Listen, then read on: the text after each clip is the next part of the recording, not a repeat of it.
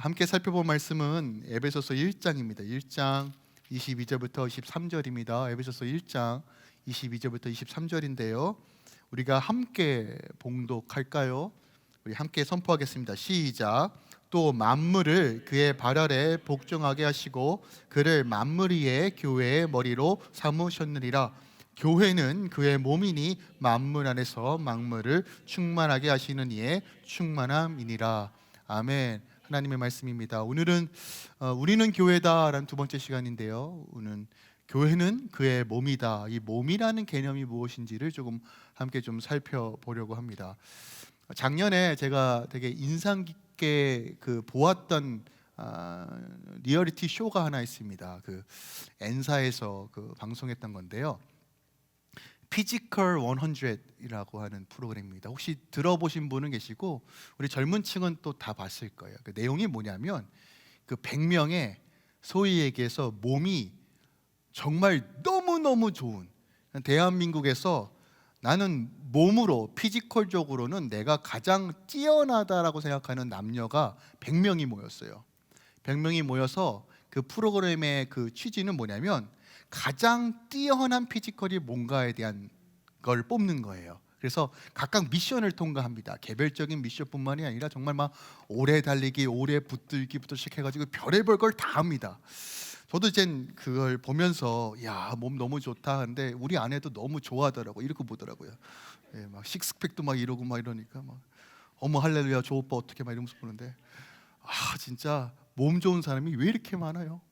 또한 그렇게 막 어빌리티가 다 달라요. 누구는 근력이 좋고, 누구는 순발력이 좋고, 누구는 정말 오래 달리기 좋고, 하여간 다양한 어빌리티의 능력자들이 다 모여서 경쟁을 하는데 제가 인상 깊게 보았던 것이 팀 미션이에요. 팀 미션.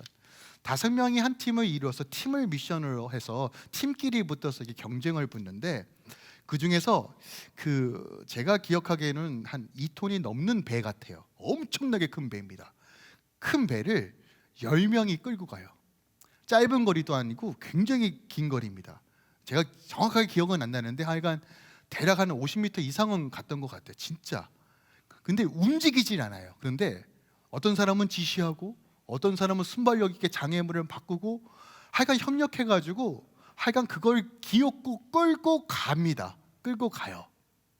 그리고 결국은 미션을 완수해요. 모든 팀이요.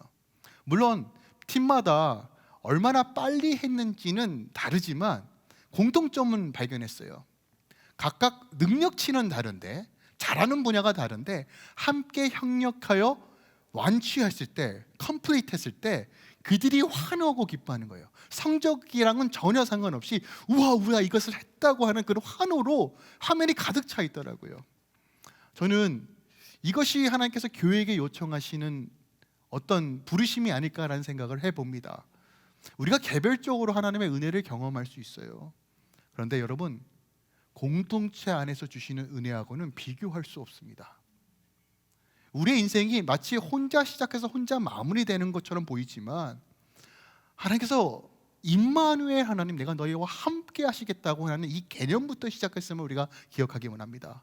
하나님이 우리와 함께 하시고 또한 믿음의 여정 속에서 혼자 걸어가는 인생이 아니라 함께 공동체 안에서 그 기업의 영광의 풍성함을 누리길 원하시는 것이 하나님의 뜻이라는 거예요. 그리고 이것을 맛보라라고 우리에게 요청하고 있는 것입니다. 이것이 바로 오늘 바울의 기도의 핵심이에요. 바울이 이렇게 기도합니다. 주님, 지혜와 계시의 영을 주셔서 하나님을 알게 하시고 우리 마음의 눈을 밝혀서 이 영적인 눈이 밝혀진다는 뜻이에요.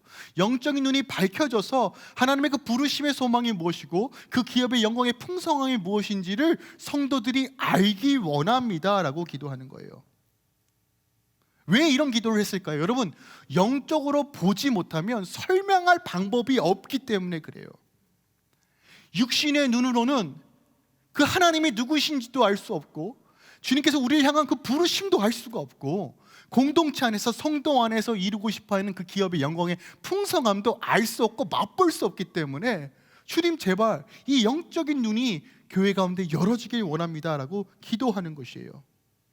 즉 영적인 눈이 열어지지 않으면 아무리 성령을 백독해도 천독해도 하나님을 알 수 없고 영적인 눈이 열어지지 않으면 그 크고 깊은 하나님의 그 풍성함을 맛볼 수도 없다는 거예요. 우리의 믿음은 들음에서 시작합니다. 구원은 들음에서 시작하는 그 믿음이지만 구원을 넘어 이 기도는 영적 세계의 눈을 열어 진짜 하나님을 맛보라고 하는 초대와 같은 것이 바로 이 바울의 기도인 것이에요. 여러분 삶 가운데 보고 싶지 않은 많은 일들이 있을 것입니다. 저도 아까 전에 또 뉴스를 봤는데 한국에 또 이상한 일들을 뉴스를 접하면서 차라리 안 봤으면 좋겠다, 본 눈 좀 씻었으면 좋겠다라는 어떤 그런 기사들을 참 많이 봐요. 근데 여러분, 보고 싶지 않다고 해서 눈을 가리면 안 되는 것들이 있어요. 예를 들어 여러분 운전할 때 트래픽 신호등을 봐야 될까요? 안 봐야 될까요? 봐야 돼요. 아우 나 기분 나빠. 저 빨간색이 눈에 막 찔려. 싫어. 안 보면 어떻게 돼요? 말하지 않아도 다 알죠. 주위의 차량을 살피지 않고 가면 어떻게 돼요? 사고 날 확률이 있어요. 마찬가지입니다. 보고 싶지 않다고 해서 안 볼 수 있는 것은 아니라는 거예요. 성도는 하나님께서 말씀하신 것들을 취할 수 있어야 되는데 이것은 영적인 눈이 열어져야 한다는 것이에요. 신학자 조나단 에드워드가 이렇게 말했어요. 영적인 것은 하나님께서 우리에게 주신 세상에서 가장 멋진 선물이다라는 거예요. 새로운 차원의 아주 세상의 지혜가 오고는 비교할 수 없는 하나님의 지식과 지혜가 영원히 열어져야 맛볼 수 있는 것이에요. 아무리 눈앞에 산의 진미가 펼쳐져도 맛보지 않으면 그 맛을 모르는 것처럼 여러분, 우리의 오감을 넘어 영적인 감각이 깨어 있으셔야 돼요. 이걸 깨우셔야지만 여러분, 이 세상에서 말하고 있는 것들을 분별할 수 있어요. 자의적 해석이 아니라 하나님의 말씀대로 이 세상이 움직인다는 것을 실제로 목도할 수 있어요. 여러분, 이걸 보셔야지만 믿음을 지킬 수 있어요. 이것을 경험하셔야지만 세상이 주는 기쁨이 아니라 하나님께서 주시는 기쁨이 세상과는 비교할 수 없구나 하는 것을 맛보셔야지만 견디고 승리할 수 있다는 거예요. 그래서 기도가 해야 된다는 거예요. 하나님, 내 안에 더 깊은 하나님과의 그 친밀함이 내 안에 이루어지길 원합니다. 주님, 내 마음의 눈을 여소서 정말 하나님을 목도할 수 있는 그 은혜를 허락하여 주시옵소서. 이것이 바로 교회 가운데 풀어져야 될 기도 제목이라는 것이에요. 여러분, 영적인 눈이 열어져야지만 진짜 지식으로 아는 하나님의 사랑이 아니라 그 하나님의 깊고 넓으신 그 충만함이 무엇인지를 우리가 맛볼 수 있어요. 여러분, 신앙생활 하면서 때로는 영적으로 목마른 적 있으시죠? 기도해도 뚫리지 않고 뭔가 왜 광야 같은 시간을 자꾸 통과하게 되는 거지? 왜 뭔가 이렇게 막 풀리지 않지? 뭔가 이렇게 갑갑하지? 나는 그런 것을 경험하신 적이 있을 거예요. 몇 가지 이유가 있지만 중요한 건 하나님께서 관계의 개선을 향해 그것을 허락하신다는 것이에요. 관계의 개선이란 더 깊은 친밀함으로 하나님께서 초대하시기 위해 때로는 우리에게 광야를 주시기도 하고 때로는 갑갑함을 주시기도 한다는 것이에요. 근데 그때 우리가 추구해야 될 기도 제목은 하나님, 내 마음의 눈을 여셔서 하나님을 더 깊이 마주할 수 있도록 하소서라고 성령님을 의지하여 기도해야 된다는 것이에요. 그래야지만 바로 그 기업의 영광의 풍성함이 성도 안에 이루어짐을 볼 수 있어요. 우리가 지금 성도 안이라는 이 교회에 대한 개념을 살펴보고 있지만 저희 아직 세 번째 기도에서 멈추고 있습니다. 아직 네 번째 기도 가지도 못했어요. 그 기업의 영광의 풍성함이 성도 안에 있다는 것을 이 세 번째 기도와 함께 지금 교회, 공동체, 우리는 교회다라는 개념으로서 우리가 계속 생각하고 있습니다. 특별하게요, 여러분, 지금 우리가 바울의 기도가 시작했던 15절부터요 우리가 읽었던 23절까지 한 문장으로 되어 있어요. 갈라놓은 것이 아니라 한 문장으로 쫙 써내려갔던 것이 이 기도문입니다. 그러니까 여러분들, 우리가 지금 부분 이렇게 살펴보고 있지만 이것을 한 그림으로 볼 수 있는 지혜와 은혜가 있길 예수 그리스도 축원드립니다. 그래서 하나님, 이게 바울의 기도를 이해할 때 우리가 어떻게 기도해야 되는지, 하나님께서 우리에게 주시고 싶어 했던 그 모든 것들이 무엇인지에 대한 비밀들이 풀립니다. 마지막 때 우리가 이것을 깨닫고 이것을 취해야 합니다. 성도 안에 하나님께서 이것을 이루어 주시길 원하신다라고 말해요. 자, 기업의 영광의 풍성함. 자, 이 개념을 다시 한번 좀 설명드리겠습니다. 이것이 무엇이냐면 이거예요.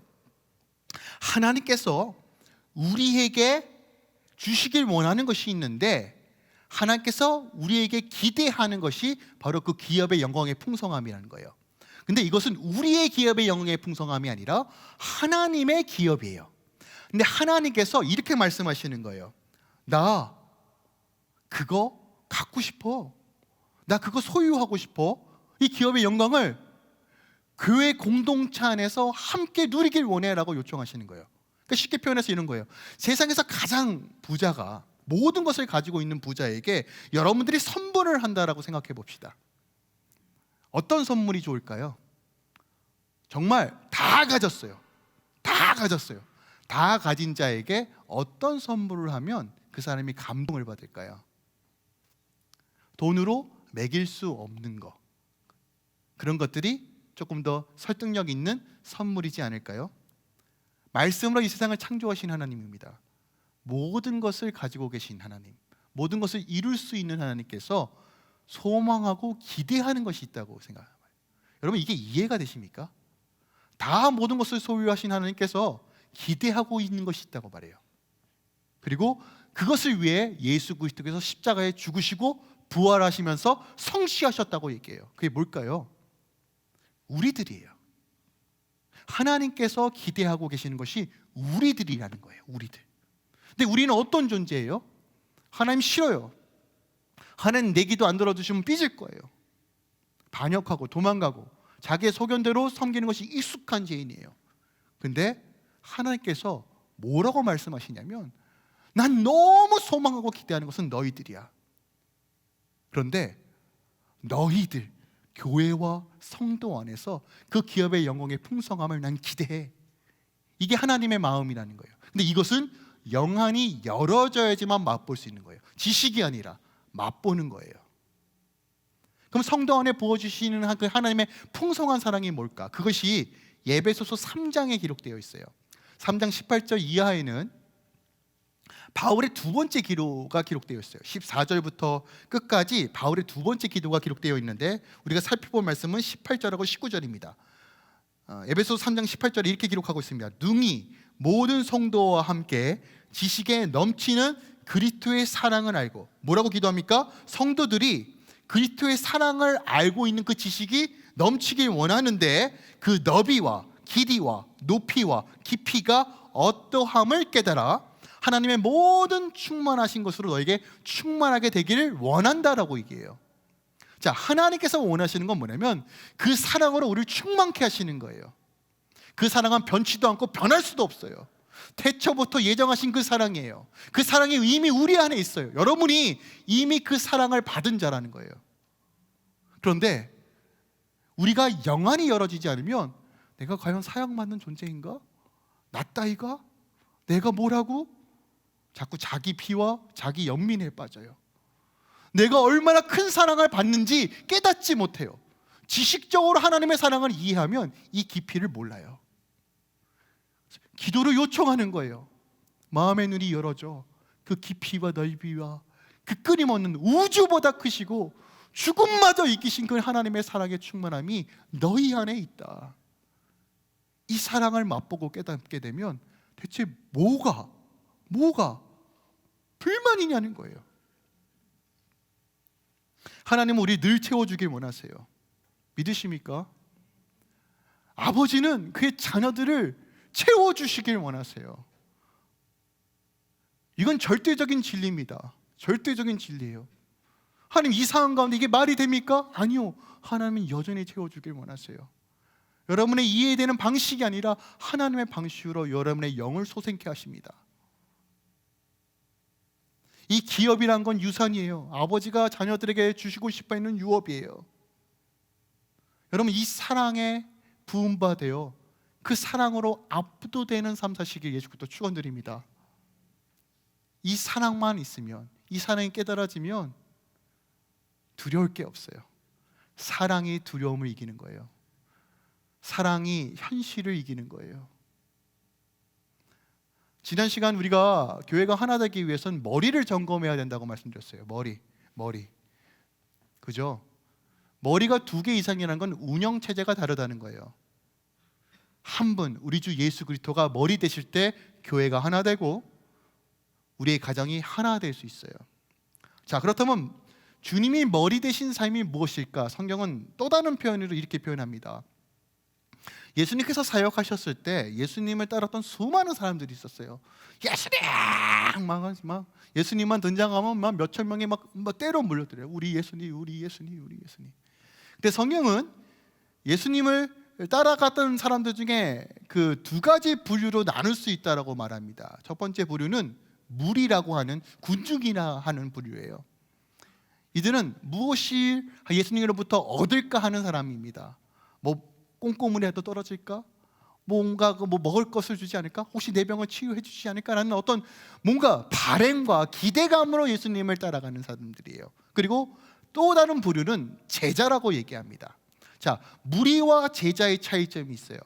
어떤 차이점이냐면 무리는 내 생각과 예수님의 말씀이 충돌할 때 예수님을 버리는 사람입니다.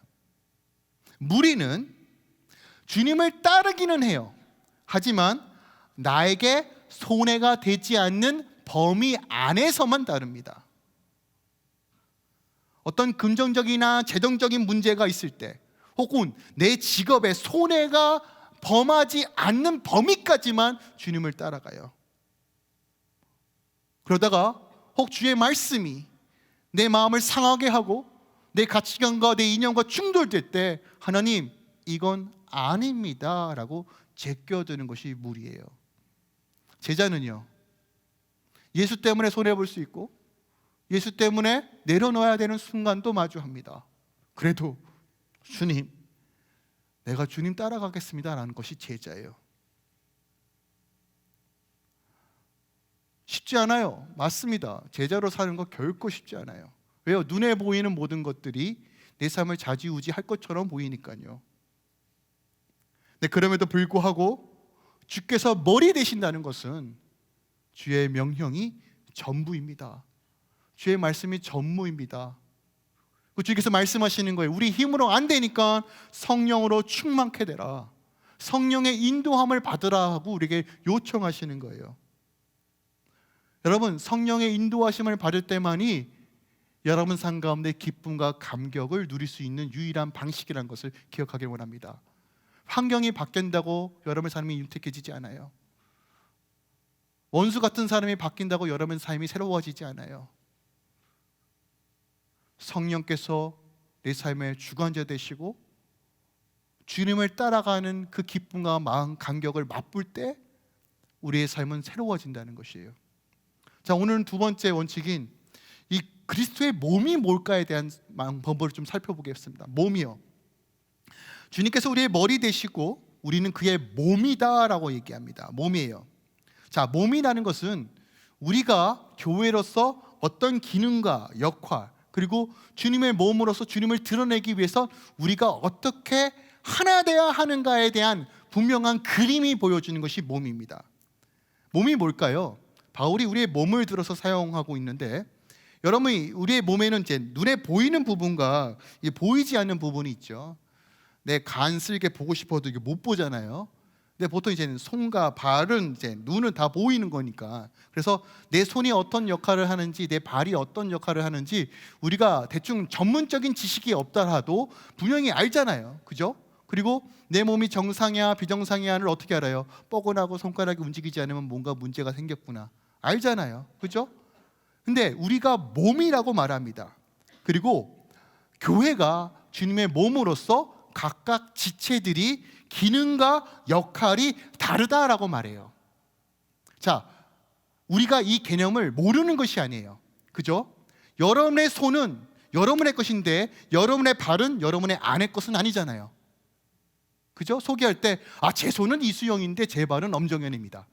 이거 말이 안 되는 거잖아요. 마찬가지예요. 머리가 주님이면 몸도 주님인 거예요. 그런데 주님이 뭐라고 말씀하시냐면 우리가 그의 몸이다라고 얘기해요. 자, 그러면 이 몸이 뭘까? 몸의 기능은 뭘까? 그 비밀이 로마서 12장에 기록되어 있어요. 로마서 12장에 우리가 어떤 역할과 어떤 기능으로서 주님의 몸된 몸을 만들어야 되는지 로마서 12장에 기록하고 있습니다. 이 12장 말씀 함께 살펴볼게요. 여러분들 가능하시면 이 밑줄 그으셔도 돼요. 자, 로마서 12장 4절 말씀부터 제가 읽어드릴게요. 우리가 한 몸에 많은 지체를 가졌으나 모든 지체가 같은 기능을 가진 것은 아니니. 자, 이해하셨죠? 다 우리가 한 몸을 이루었지만 다 다르다는 거예요. 이와 같이 우리 많은 사람이 그리스도 안에서 한 몸이 되어 서로 지체가 되었느니라. 자, 6절부터가 핵심입니다. 보세요. 우리에게 주신 은혜대로 받은 은사가 각각 다르니 예언이면 믿음의 분수대로, 혹은 섬기는 일이면 섬기는 일로, 혹 가르치는 자면 가르치는 일로, 혹 위로하는 자면 위로하는 일로, 구제하는 자는 성실함으로, 다스리는 자는 부지런함으로, 긍휼을 베푸는 자는 즐거움으로 할 것이다 라고 얘기해요. 자, 7가지로 나누는데 정리해 드리겠습니다. 첫 번째, 예언, 섬김, 가르치는 일, 위로하는 일, 구제하는 일, 다스리는 일, 긍휼히 여기는 일이에요. 자, 7가지 은사, 여러분 이거 잘 들으셔야 돼요. 제가 여러분들의 은사가 무엇인지 지금 오늘 다 가르쳐 드릴 거예요. 자, 예언, 섬김, 가르침, 위로, 구제, 다스림, 긍휼이에요. 7가지예요. 그러니까 주님의 몸된 교회로서 지금 할렐루야 교회 안에 이 7가지의 은사들을 하나님께서 주셨다는 거예요. 보통 하나에서 2개 정도의 은사를 주십니다. 물론 3개 이상도 계신 분도 계시지만 보통 이제 첫 번째랑 두 번째 정도의 은사들을 가지고 계시는데, 이걸 구분하는 게 왜 중요하냐면요, 보세요. 내가 가지고 있는 은사가 정답이라고 생각하기 시작하면요, 사람들은 야, 이 교회 나 없으면 안 돼, 이런 확률이 99.9예요. 마치 내가 가지고 있는 은사만 정답인 것처럼 교회를 경영하고 운행하며 추진한다면 그 교회는 절대로 하나 될 수 없어요. 아, 저 사람의 은사는 저거구나, 그래서 차이점이 있구나 라는 것을 아셔야 돼요. 오늘 그 부분들을 함께 살펴보겠습니다. 그렇다면 내가 가지고 있는 은사가 무엇인지를 어떻게 알 수 있을까요? 자, 우리 이 시간 함께 좀 상상의 날개를 좀 펼쳐보길 원합니다. 제가 지난 7월달에 우리가 7월달에 야유회를 했어요. 혹시 기억나시나요? 뭐 새로 오신 분들도 계시지만 7월달에 우리가 한 공원에 모여서 다 같이 모여서 야유회를 했습니다. 우리가 그 장면을 다시 한번 생각해 볼게요. 다 주차장에 주차를 하고 다 야유회에 모여서 셔터에 앉아서 막 여러 가지 준비를 하고 있어요. 그때 제가 그때 차를 몰고 오면서 주차를 멋있게 하려고 딱 했는데 그만 다른 차와 사고가 났어요. 자, 이때 여러분들 가장 먼저 떠오르는 생각이 뭐예요? 지금 머릿속으로만 생각하세요. 제가 다시 말씀드립니다. 여러분 막 쉘터에서 막 준비하고 야유배드 할렐루야 하고 있는데 제가 멋있게 차를 딱 끌고 오는데 멋있게 주차를 딱 하려고 했는데 그만 다른 차랑 뻥 하고 부딪혔어요. 그때 여러분들이 드는 생각이 무엇인지를 머릿속에 생각하세요. 제가 은사를 풀어드리도록 하겠습니다. 자, 예언의 은사를 가지고 계신 분들이 어떻게 반응하냐? 거봐. 내가 우리 목사님 저럴 줄 알았어. 내가 저렇게 덩벙거리면서 주차할 때부터 알아봤어. 내가 예전부터 내가 감지했었지. 우리 목사님 그러니까 결탄고 또 사고가 나는구만. 여러분 이런 생각이 떠오르신다면 예언의 은사가 가지고 계신 분이에요. 두 번째, 섬김의 은사. 목사님 어떻게 도와드리지? 물이라도 갖다 드려야 되나? 나 이것도 해야 되는데, 밥도 구워야 되는데, 지금 야유회도 준비해야 되는데 어떡하지? 이런 마음이 드시는 분들은 지금 섬김의 은사를 가지고 계신 분이에요. 할렐루야. 자, 가르치는 은사는 뭘까요? 목사님 운전은요, 자 각도를 딱 재고요, 주차를 이렇게 해야지, 속도를 그렇게 내니까 사고가 나는 거예요. 운전 한두 번 하시는 거예요. 핸들은 이렇게 이렇게. 자, 이게 가르치는 은사예요. 위로하는 은사는 뭘까요? 상우님 괜찮아? 목사님 괜찮아? 어떻게 괜찮을 거야. 토닥거리는 사람이에요. 구제의 은사는요, 목사님 돈 걱정하지 마세요. 제가 수리비 다 낼게요. 목사님 걱정하지 마세요. 다스리는 은사는요, 빨리 바리케이트 또 사고 나면 안 되잖아. 빨리 렌터카 불러요. 빨리 토잉카 불러요. 지금 보험회사 전화해야지. 뭐 하는 거예요 지금? 이리저리 지적하고 다스리고 계획을 세우는 사람이에요. 국률의 은사는요, 우리 목사님 세차인데 할부도 안 갚았는데 목사님 어떡해, 마음이 얼마나 상했을까. 여러분들은 어떤 은사를 가지고 계십니까? 첫 번째로 두 번째로 떠오르는 은사가 대부분 여러분의 은사예요. 세 번째부터는 학습된 은사의 수를 높아요. 그러니까 그저 이렇게 해야지라고 하는 학습된 은사는요, 여러분의 오리지널 은사는 아니에요. 가장 먼저 떠오르는 생각들, 첫 번째, 두 번째가 대부분 여러분의 은사입니다. 제가 질문해 볼게요. 이 7가지 은사 중에서 가장 중요한 은사가 뭘까요? 자, 각자 말하는 게 다르죠. 내 은사가 제일 중요해. 내 은사가 제일 중요해. 한번 생각해 볼게요. 여러분, 우리 할렐루야 교회 모든 성도들이 100여 명이 넘어가는데 이제 100여 명 중에 99명이 예언의 은사가 있어요. 여기서 말하는 예언은요, 막 미래를 얘기하는 그 예언이 아니에요. 성경에서 말하는 예언은 담을 예자, 예금할 때 그 예자를 씁니다. 하나님의 말씀을 담는 거예요. 그래서 예언의 은사를 가지고 계신 분의 특징이 뭐냐면 원인 분석이 기가 막혀요. 그래서 이런 말을 많이 하죠. 집사님, 그 죄 때문에 그래.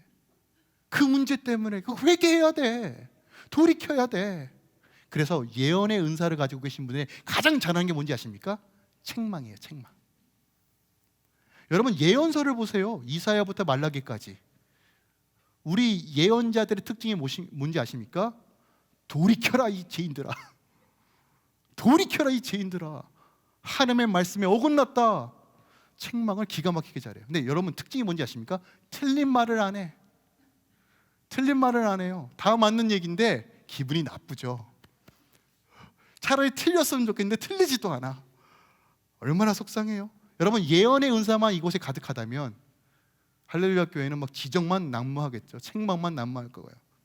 만약에 여러분 긍휼의 은사만 있다고 생각해 봅시다. 긍휼의 은사만. 너무 극단적이지만 예를 들어 설명하는 거예요. 얼마나 은혜가 있어요. 예배 때마다 주여, 이렇게 티슈가 막 층층 있어야 될 거예요. 주여. 여러분, 긍휼의 은사만 가지고 계신 분과 선교가라고 하면 어떻게 될까요? 아버지. 선교는 언제 합니까? 전도는 언제 해요? 울기만 하다 오는 거예요. 울기만 하다.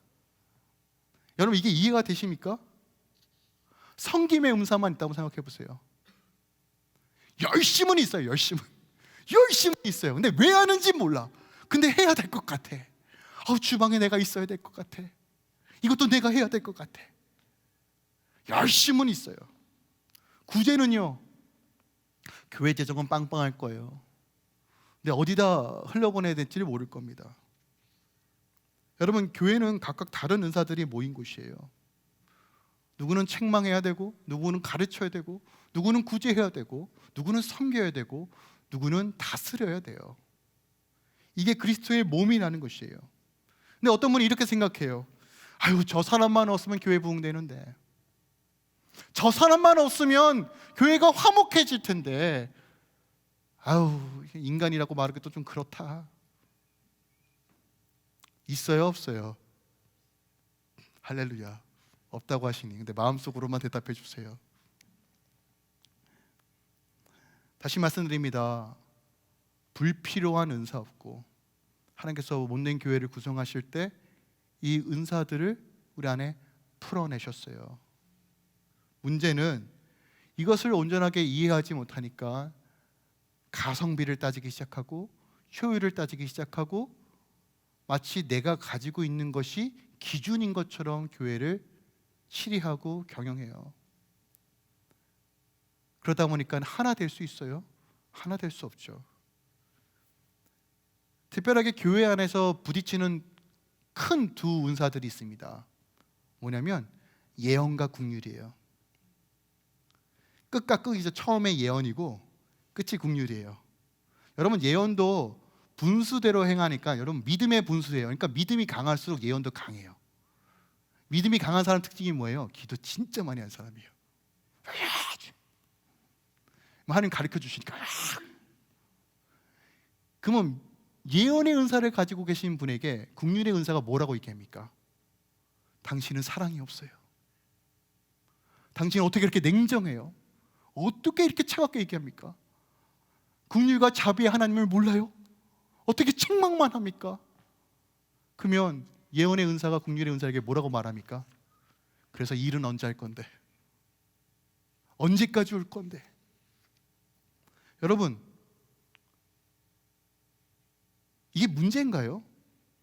여러분, 우리는 지금까지 이걸 문제로 봤어요. 아니, 문제가 아니에요.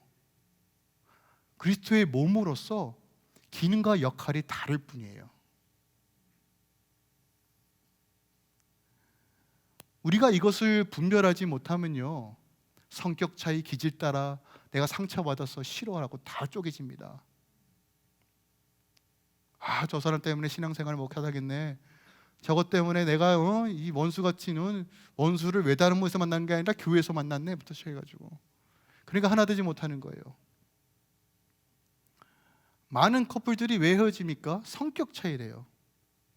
여러분, 성격 차이 아닙니다. 그리스도께서 머리 되시고 우리가 그의 몸으로서 그것이 무슨 부르심인지 이해하지 못하기 때문에 성격 차이라고 치부하는 거예요. 바울의 기도의 핵심은 이거예요.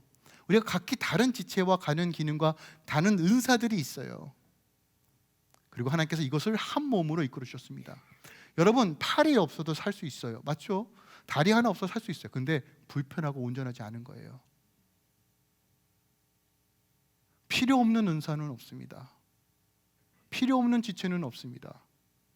근데 우리의 무지함으로, 우리의 이기적인 욕심으로, 내 신앙적 잣대로 주님의 못낸 몸이 하나 되는 것을 막는다는 사실을 기억하기 원합니다. 여러분, 우리가 어떤 방식으로 교회가 하나 되기 위해 기도하는지 아십니까? 제가 한 예로 들어 볼게요. 여러분들이 오른발이에요. 지금 오른발입니다. 오른발인데 오른발이 주님께 이렇게 기도해요. 아버지 정말 간구하고 기도하는 것은요, 하나님 좀 왼발 좀 어떻게 해주세요. 하나님, 제가 앞으로 가면 얘는 맨날 뒤로 쳐져요. 그리고 내가 뒤로 가면 얘는 맨날 앞으로 가요. 좀 같이 가고 싶은데 얘 왜 이렇게 이기적이에요, 하나님? 얘 정말 못돼 처먹었어요. 하나 돼야 되는데, 같이 이렇게 가야 되는데. 여러분, 이렇게 가면 강시 돼요, 강시. 근데 우리 이렇게 기도해요. 왜 이렇게 기도할까요? 다른 은사를 무지해서 모르고 내 기준으로만 자꾸 신앙생활해서 그래요. 여러분, 그리스도의 몸이라는 걸 왜 몸으로 설명했는지에 대한 개념이 열리셔야 돼요.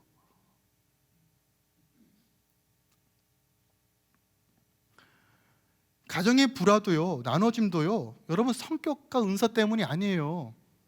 내 뱃속에서 났는데 얘는 왜 이렇게 달라? 달라야 정상인 거예요. 달라야 정상이에요. 달라야지만 그것을 통해서 하나님께서 가정을 통해서 하나님 나라를 세워가시기 때문에 그래요. 넌 왜 이렇게 못하니가 아니라, 얘는 또 다른 은사구나. 하나님께서 협력하라고 하시는구나. 저도 이 비밀을 최근에서야 깨달았어요. 예배소 말씀을 통해서 깨달았어요. 저도 지난 보니까 제 기준이더라고요. 다 제 기준. 다. 저는 하나님의 뜻이 이 땅 가운데 임한다고 기도했는데, 결국은 저도 알게 모르게 내 뜻이 이루어지길 원합니다 라고 기도한 적이 너무 많아요. 하나님, 왜 우리 아이는 바뀌지 않아요? 하나님, 왜 우리 아내는 바뀌지 않아요? 결국 주님께서 네가 문제야 라고 하는 그 말에 저는 수긍하는 게 되게 힘들었어요. 근데 그걸 마주하게 하시면서 내가 문제인데 그 다음이 문제였는데 그 다음에 어떻게 해야 되는지 몰랐는데 이런 지체와 은사들이 있구나라는 것을 깨닫게 해주시더라고요. 교회도 마찬가지예요. 여러분 로마서 11장 29절에 하나님의 은사와 부르심은 후회함이 없대요. 그러니까 지금 우리에게 주신 은사와 부르심에는 후회하심이 없어요. 누가 좋고 누가 낮음이 없단 말이에요. 다른 겁니다. 근데 하나님은 몸으로서 하나 되길 원하세요. 그럼 우리가 머리를 점검하셔야 되고, 두 번째 우리가 몸으로서 어떻게 살아야 되는지를 알아야 돼요. 자, 이제 각자의 은사가 무엇인지 아셨죠? 이따 나누실 때 나는 이런 은사가 있더라 라고 나누시면 서로에게 큰 도움이 될 거라 믿습니다. 근데 여러분, 우리가 이 은사를 알았다 하더라도 하나 되기 힘쓴다 하더라도 이게 가능할까요? 우리 힘으로는 불가능해요. 그런데 하나님께서 실질적인 방법을 우리에게 가르쳐 주셨어요. 그 방법이 에베소서 2장 20절 이하의 말씀이에요. 여러분 이거 꼭 밑줄 그었으면 좋겠어요. 이 말씀 너무 좋아요. 에베소서 2장 20절인데 이렇게 보세요. 너희는 사도들과 선지자들의 터 위에 세우심을 입은 자라 그리스도 예수께서 친히 모퉁이 돌이 되셨다라고 말합니다. 사도와 선지자는 제가 나중에 2장 할 때 풀어드리도록 할게요. 오늘 핵심적으로 볼 단어는 모퉁이 돌이에요. 자, 모퉁이 돌은 건 보통 이제 기초, 처음 되는 돌이기도 하고, 요즘 모퉁이 돌의 특징이 뭐냐면 두 가지 특징인데, 기준, 기초를 두기도 하고, 다른 돌과 다른 돌을 연결하는 돌이 모퉁이 돌이에요. 다시 말씀드립니다. 기준을 제시하고 중심을 제시하며 다른 것과 다른 것들을 잇는 것이 모퉁이 돌의 역할이에요. 교회 안의 갈등 어떻게 해결할까요? 막 이벤트를 꾸리고 막 같이 놀러 가면 해결될까요? 아니요, 근본적 해결 아니에요. 여러분의 가정이 깨졌습니다. 어떻게 하나 될까요? 기억하세요. 모퉁이 돌을 통해서 해결되는 거예요. 주님이 중심 되셔야 되는 거예요. 여러분, 주님이 중심 된다는 건 다른 말로 주님의 자리에 주님이 계셔야 한다는 거예요. 그러니까 머리도 예수님, 내 삶의 중심도 예수님이어야지만 하나 된다는 것이에요. 여러분 이게 이해 되십니까? 내가 자리 잡고 있던 중심의 자리를 내어드리고 주님께서 그 자리를 차지할 때 가정이 하나 되고 공동체가 하나 되는 것이에요. 그러므로 이 일을 위해서 때로는 내 자존심도 버려야 되고 내 생각도 내려놓을 줄 알아야 돼요. 그때 어떤 일이 벌어지느냐? 21절입니다. 그의 안에서 건물마다 서로 연결하여 주 안에서 성전이 되어가고. 그의 부르심의 소망이 뭐예요? 우리와 함께하는 거예요. 우리가 성전 되는 게 하나님의 기대와 소망이에요.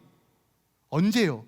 머릿돌 대신 예수를 중심으로 함께 각종 좋은 은사들, 각종 부어주신 그 은사들을 연합하여서 함께 주님께 나아갈 때 하나님께서 성전으로 지어져 가신대요.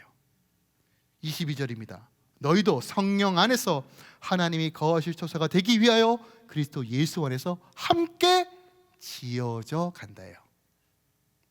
함께 지어져 갔을 때 그 기업의 영광의 풍성이 무엇인지 함께 맛보는 거예요. 여러분, 넓은 그릇일수록 더 많이 담는 것은 상식적인 겁니다. 하나님께서 그거 하시기 원하시는 거예요. 쉽지 않아요. 알아요. 저도 압니다. 그런데 여러분, 더디 가더라도 방향이에요. 방향. 교회가, 성도가 하나님의 자녀들만 맛볼 수 있는 그 기업의 영광의 풍성함은 성도들이 하나 될 때, 각자의 은사를 인정하고 주님의 몸으로서 세워져 갈 때 누리는 기쁨이라는 거예요. 이것이 바로 하나님의 통치와 임재예요. 하나님의 다스림이라는 거예요. 로마서 8장 28절을 가지고 마무리합니다. 우리가 알거니와 하나님을 사랑하는 자, 곧 그의 뜻대로 부르심을 입은 자들에게 모든 것이 협력하여 선을 이룬다예요. 하나님 이거 이루시길 원하시고 그렇게 하실 겁니다. 여러분의 가정을 회복하시고 하나 되게 하실 것입니다. 우리의 공동체를 하나 되게 하실 것입니다. 그래야지만 예수가 드러나는 거예요. 다른 곳을 통해서 주님을 드러내시겠다고 하나님께서 말씀하시지 않고 오직 교회를 통해서 우리 주 예수를 드러내시겠다고 말씀하셨어요. 그리고 우리 삶에 예수가 드러나는 것이 복이에요. 다른 곳에서 구원자 찾지 마세요. 다른 곳에서 화평 찾지 마세요. 우리 주님 안에서 서로의 약점과 부족함을 이해하고 용납하고 보듬으며 또 각자의 역할과 은사를 존중하고 세워져 갑시다. 하나님께서 큰 일을 행하실 것입니다. 자리에서 잠깐 일어날까요? 오늘 나주님의 기쁨 되기 원하네 라는 찬양을 함께 하기 원해요. 이 찬양의 고백은 주님, 우리 마음을 새롭게 하시고 하나님의 기쁨이 되기 원합니다. 이것보다 귀하고 가치 있는 일 없습니다. 하나님, 주여, 우리의 믿음의 고백이 삶의 고백이 되게 하소서. 우리 함께 믿음으로 고백하고 함께 찬양하고 또 결단의 기도로 나아가기 원합니다.